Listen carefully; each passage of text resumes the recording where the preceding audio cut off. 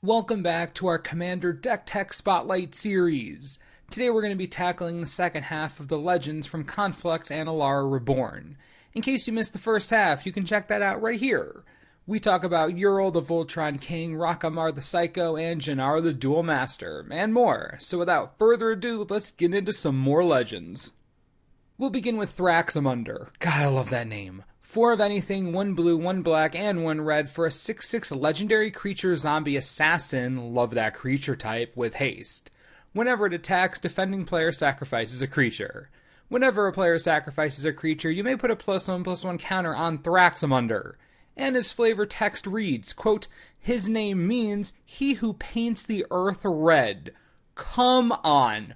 Thraximundar is just supremely awesome as a card. Now, as a commander, Thraximundar is quite popular, claiming a top 5 most played Grixis commander spot. Looking at his ability, it's clear that he wants to control the board, forcing players to sacrifice creatures.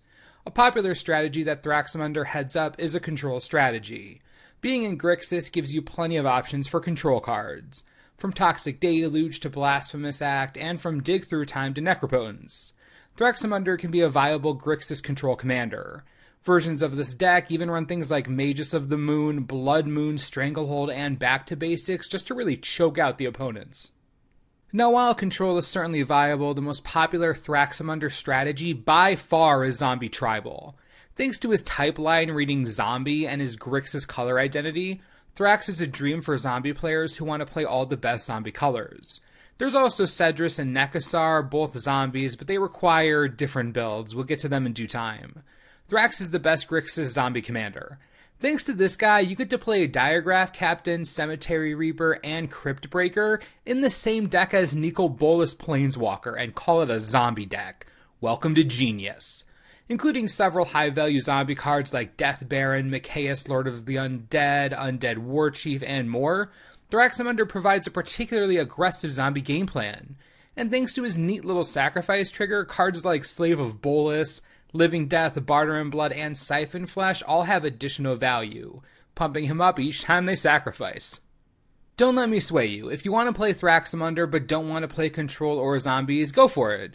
The dude is aggressive as all heck despite costing 1 billion mana. Build whatever you want, just remember that the turn he comes out, you get a sacrifice trigger and they have to do that before blocking, so find your Voltron opponent and just beat him in the face. Fun times. Now, if you want to put Thrax into an already existing build, your best bet is probably something like Marchesa the Black Rose. You want a deck focused on attacking or sacrificing to take advantage of the ability. Marchesa is a good fit. You are not ready for this guy. Malfegor is 2 of anything, 2 black, and 2 red for a 6/6 legendary creature demon dragon with flying. Again, awesome creature type. When it enters the battlefield, discard your hand. Each opponent sacrifices a creature for each card discarded this way. As you might imagine, Malfegor has a very specific purpose, and because of that, he isn't terribly popular as a commander.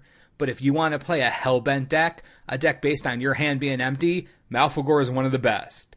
This deck is solely designed to synergize with the idea that you will never have cards in your hand. You'll discard them, use them for madness, whatever you need to do to get rid of them. Sire of Insanity is the best card for this deck, obviously. Did I not mention that you're also trying to empty everyone else's hand? Yeah, I should have mentioned that. Say hello to Gibbering Descent, a card not a lot of players are familiar with. This is a nightmare and will make your game terrible. While you'd love for everyone to be empty-handed all the time, you need to keep drawing cards to play the game, so we're running a crapload of Hellbent-enabled goodness. Blood Scrivener, Asylum Visitor, and Magus of the Wheel are all good examples of this idea. You want to be empty-handed all the time, but you want that on your own terms. Notice you're going to be drawing a lot of cards for your opponents as well. Got to get those out of their hands straight away. Painful Quandary does a lot of incremental work. Mind Slicer wrecks everyone's hand at once. Cunning Lethomancer doesn't even try to be subtle, forcing a discard on your upkeep. Or you could do something simple and just play Rotting Rats, a popular common inclusion in this strategy. All of this discarding makes Waste Not gigantic, basically giving you a ton of mana, zombies, and card advantage. Beyond all this drawing and discarding nonsense, there's a solid red-black aggro deck in here. Anthem of Rakdos is a strong enabler for the already powerful Rakdos Pit Dragon. Sangromancer prevents you from dying with its second trigger. Jagged Puppet helps you discard and punishes the opponent for not discarding enough. Rakdos Augur Mage drops all pretense and just grabs cards for you. At this point, this should be clear. Malfegor, while not being particularly popular, is a hilarious commander with a mean strategy behind him and a ton of fun cards you wouldn't really get to play anywhere else. If you want a change of pace, Malfegor might be for you. Dude is crazy. Karrthus, Tyrant of Jund, is 4 of anything, 1 black, 1 red, and 1 green for a 7/7 legendary creature dragon with flying and haste. When Karrthus enters the battlefield, gain control of all dragons, then untap all dragons. Other dragon creatures you control have haste. Okay, before anything else, let me just let me fix something here real fast. Just boop. There we go. Perfect. Anyways, Karrthus is indeed the Tyrant of Jund and clearly a dragon commander. Now don't get me wrong, a 7-mana 7/7 flying hasty dragon is great, but the abilities are why we're here. Karrthus is a below average in popularity dragon tribal commander, and thanks to set abilities, he isn't considered all that complex or competitive. However, for a casual fun multiplayer environment, who doesn't love building a gigantic dragon deck and swinging for a Mobius strip worth of damage? So when we start building this deck, we're starting with dragons. Scourge of Valkis, Udvara Hellkite, Kolaghan the Storm's Fury, Bladewing the Risen. Do you see? This is just one of the coolest decks you can be making if you like dragons. Let's go a little deeper. I could list a bunch of dragons that would go great in here, but I think it's more important to talk about the support spells. Dragon Tempest, Dragon Speaker Shaman, Crucible of Fire, and Dragon Lord's Servant are all great starts. The more advantages you can give to your flying lizards, the better. Sarkhan's Triumph is a solid tutor. Thunderbreak Regent just stops single target spells for a while. Dragon Broodmother is one of the rewards of being red and green. Devour is a stupid mechanic in case you didn't know. And then we get into the win conditions. Hellkite Charger, Seize the Day, Savage Beating, Aggravated Assault. We're talking full-on dragon aggro for days. Get yourself some insurance like Asceticism, Patriarch's Bidding, Steely Resolve, and Fearsome Awakening, and you got yourself a casual dragon deck for the whole family. Besides being a commander, the only deck Karrthus really goes into is Scion of the Ur-Dragon. Besides that, Karrthus usually leads the pack. That's basically his jam. Child of Alara is 1 white, 1 blue, 1 black, 1 red, and 1 green for a 6/6 legendary creature avatar with trample. Whenever it dies, destroy all non-land permanents. They can't be regenerated. Hey parents, this remind you of anything? Angry Baby is a menace in Commander. It has been for years, and I don't see it stopping anytime soon. Most players who play the baby as their commander usually use it as an insurance policy for a control deck, Superfriends deck, or some type of homebrew that takes a while to get going. Child of Alara is always the best way to make sure the board eventually gets cleared. The problem with analyzing 5-color commanders is that there are always so many different directions they can go in. We'll begin with the baby's most popular, Superfriends. Child of Alara is set up to be a slow commander. That means that you'll likely use a bunch of ramp spells like Kodama's Reach, Cultivate, probably a Sakura Tribe Elder, get some Farseek up in there. And then when you get enough lands, you'll probably drop the baby hoping to clear everything. The deck also runs Merciless Eviction, Terminus, Day of Judgment, Wrath of God. It's all about clearing the way. Once you've done all that, you can finally start dropping your walkers, and by walkers I mean like all of them. New Chandra is a popular addition, but there are classics like Vraska, Teferi, Venser, and Karn. Since this is a Planeswalker-based deck, you can assume that a Johnny Steadfast, a Johnny Mentor of Heroes, and soon a Johnny Unyielding will be in here as well. The deck also makes use of the Oaths, running pretty much all of them except Chandra's. Poor Chandra.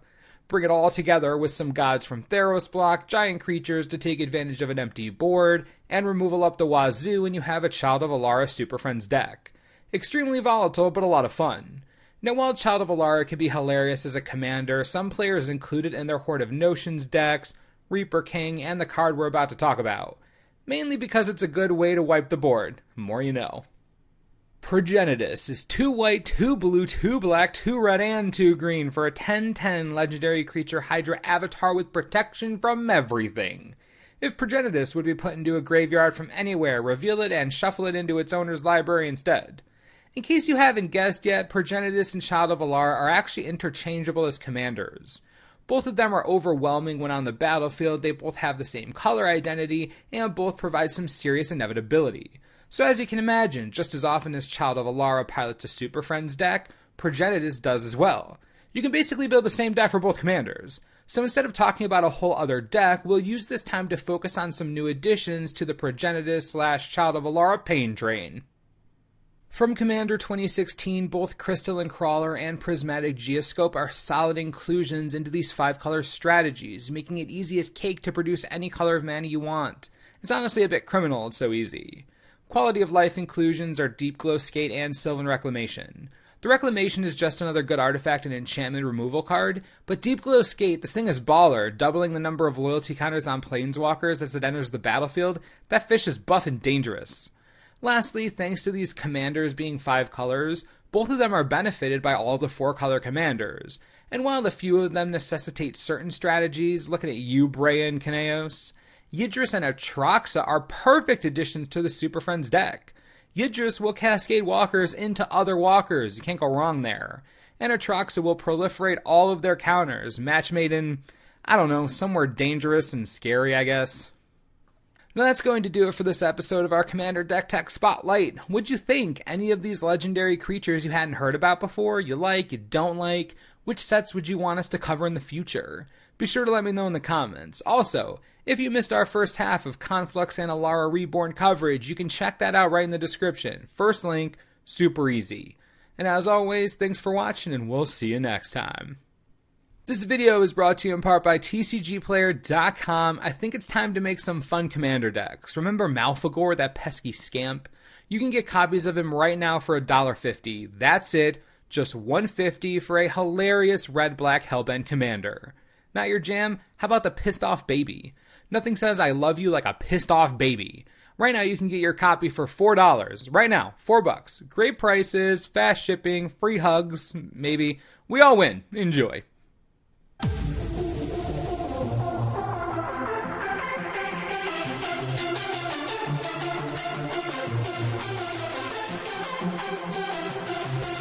What?